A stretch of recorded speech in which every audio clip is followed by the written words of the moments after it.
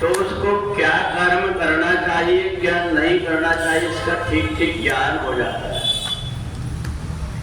जो व्यक्ति अगर अपनी बुद्धि को पवित्र करना चाहता है तो उसे काम रूपेण कौंते दुष्पूरेण लेने चाहिए। काम, क्रोध और लोभ, ये तीन जो विषय हैं, इन तीनों विषयों से ऊपर उठना पड़ता है। जब व्यक्ति मोह में पड़ जाता है, आसक्ति में पड़ जाता है, तो उसे क्या करना चाहिए, क्या नहीं करना चाहिए, इसका ज्ञान नहीं रहता।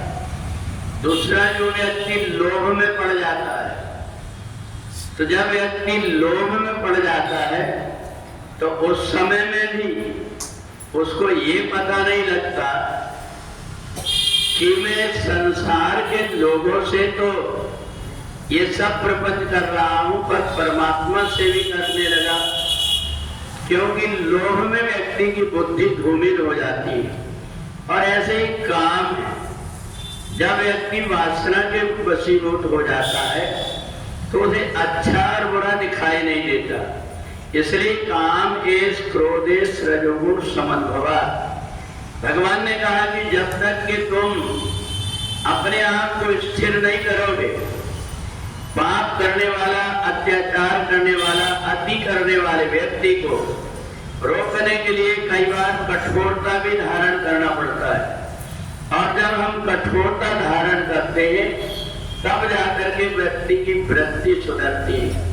और इस वृत्ति को सुधारने के लिए ही कई बार जैसे कोई रोग ऐसा हो जाता है जिससे कोई दवाई से ठीक नहीं होता तो उसको चीरा लगाना पड़ता है। इसी प्रकार से अगर कोई विकार आ जाते हैं तो इन विकारों को दूर करने के लिए व्यक्ति को अलग अलग प्रकार के उपाय करना पड़ता है। और इसलिए तीसरे अध्याय में कर्मयोग बताया। जब तक हमारे कर्म नहीं सुधरेंगे तब तक के हमें सद्गति प्राप्त नहीं होगी। इसलिए संसार में अनेक प्रकार के व्यक्ति, बहुत से ऐसे भी व्यक्ति हैं जो दूसरों के सीधेपन का, सरलता का दुरुपयोग करके और अपना अत्याचार करके अपना स्वार्थ सिद्ध करते हैं। तो इसलिए हमें देश काल और परिस्थिति के अनुरूप कब कैसा कर्म करना चाहिए, इसका ज्ञान अगर होता है तो वो पवित्र बुद्धि होगी। जब व्यक्ति मोह में ग्रसित होकर के काम करता है तो काम बिगड़ जाता है। जब वासना के वशीभूत होकर के काम करता है तो भी काम बिगड़ जाता है। और जब क्रोध के आवेश में आकर के कर्म करता है तो भी उसकी बुद्धि भ्रमित हो जाती है। इसलिए इन तीनों से हट करके जब हम परमात्मा के ध्यान करते हुए कर्म करेंगे तो हमारे द्वारा जो कुछ भी कर्म होते हैं ये प्रत्येक कार्य पूजा हो जाते हैं। और इसलिए जो व्यक्ति जिस प्रकार के आचरण करता है, जिस प्रकार के कर्म करता है, हमारा धन, हमारी संपत्ति, हमारा समय कहाँ लग रहा है, कहाँ जा रहा है, इसका ध्यान रख करके जब व्यक्ति सदुपयोग करता है तब जाकर के अपने जीवन का निर्वाह हो पाता है।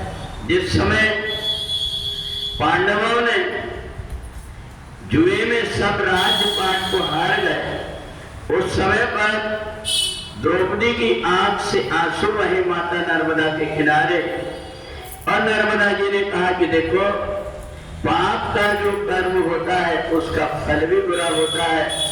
इसलिए जिस प्रकार का कोई धर्मात्मा व्यक्ति भी अगर कोई ऐसे कर्म करता है जो नहीं करना चाहिए तो उसको भी उसका फल भोगना पड़ता है। तो इसलिए हम जो कुछ भी कर्म करते हैं उन कर्मों को हम सोच विचार करके करें, तभी जीवन का निर्वाह होता है और तभी व्यक्ति को सद्गति प्राप्त होती है। बोलिए सच्चिदानंद भगवान की लक्ष्मी।